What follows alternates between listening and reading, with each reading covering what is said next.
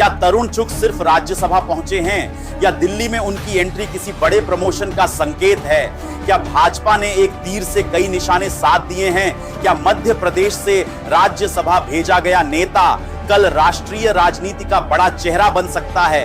क्या भाजपा संगठन में कुछ बड़ा होने वाला है और क्या उस बदलाव की आहट अभी से सुनाई देने लगी है? और इस खबर में सबसे आखिर में मैं आपको बताऊंगा कि भाजपा का एक पुराना राजनीतिक पैटर्न क्यों तरुण चुग को लेकर चर्चाओं को और मजबूत बना रहा है।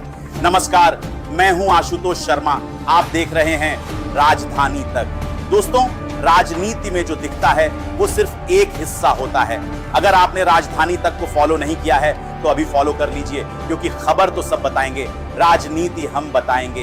राजनीति में कुछ फैसले ऐसे होते हैं जिनका असर उसी दिन समझ में नहीं आता, लेकिन कुछ महीने बाद पता चलता है कि असली कहानी तो कहीं और लिखी जा रही थी। मध्य प्रदेश से राज्यसभा के लिए भाजपा ने तरुण चुग को चुना। खबर आई, नामांकन हुआ और मामला आगे बढ़ गया। लेकिन राजनीति को करीब से देखने वाले लोग यही नहीं रुके। उन्होंने सवाल पूछा, आखिर तरुण चुग ही क्यों? लेकिन रुकिए, इस सवाल का जवाब सिर्फ मध्य प्रदेश की राजनीति में नहीं, दिल्ली की राजनीति में छिपा हो सकता है। क्योंकि तरुण चुग कोई साधारण नेता नहीं है, वे भाजपा के राष्ट्रीय महासचिव हैं। पार्टी संगठन में उनकी पकड़ मजबूत मानी जाती है। कई महत्वपूर्ण राज्यों की जिम्मेदारी वे संभाल चुके हैं और सबसे बड़ी बात, वे उन नेताओं में गिने जाते हैं जिन पर शीर्ष नेतृत्व भरोसा करता है।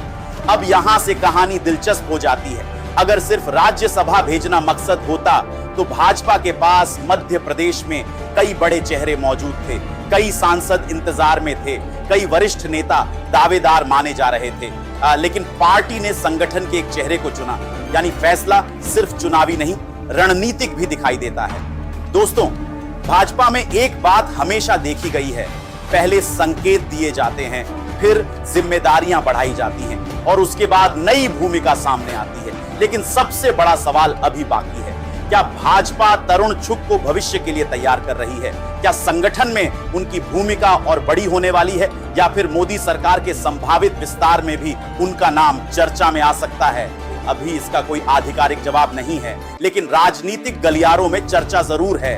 और चर्चा इसलिए भी है क्योंकि भाजपा बिना राजनीतिक गणित के शायद ही कोई फैसला करती हो।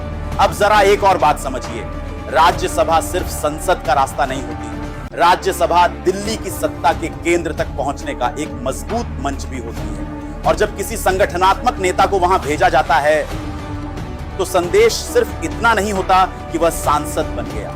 संदेश यह भी हो सकता है कि पार्टी उसे राष्ट्रीय भूमिका में और सक्रिय देखना चाहती है। और दोस्तों, यही वह बिंदु है जहां यह खबर और बड़ी हो जाती है, क्योंकि आज सवाल राज्यसभा का नहीं है, सवाल भविष्य का है। आज सवाल सीट का नहीं है, सवाल राजनीतिक कद का है। और आज सवाल तरुण चुग के सांसद बनने का नहीं है। सवाल यह है कि क्या भाजपा ने आने वाले समय के एक बड़े खिलाड़ी को आगे बढ़ाना शुरू कर दिया है? अब बात उस राजनीतिक पैटर्न की जिसका जिक्र हमने शुरुआत में किया था। भाजपा में कई ऐसे नेता रहे हैं जिन्हें पहले संगठन में मजबूत किया गया, फिर संसद में भेजा गया और उसके बाद बड़ी जिम्मेदारियां मिली। यही वजह है कि तरुण चुग को लेकर भी चर्चाएं तेज हैं। हालांकि अभी सब कुछ संभावनाओं के दायरे में है, लेकिन राजनीति संभावनाओं से ही भविष्य की तस्वीर बनाती है। और फिलहाल तस्वीर यही कह रही है कि कहानी सिर्फ राज्यसभा तक सीमित नहीं दिख रही। आपको क्या लगता है, क्या तरुण चुग आने वाले समय में भाजपा के राष्ट्रीय नेतृत्व में और बड़ी भूमिका निभाएंगे या फिर यह सिर्फ राज्यसभा तक सीमित रहने वाला फैसला है? अपनी राय कमेंट में जरूर बताइए।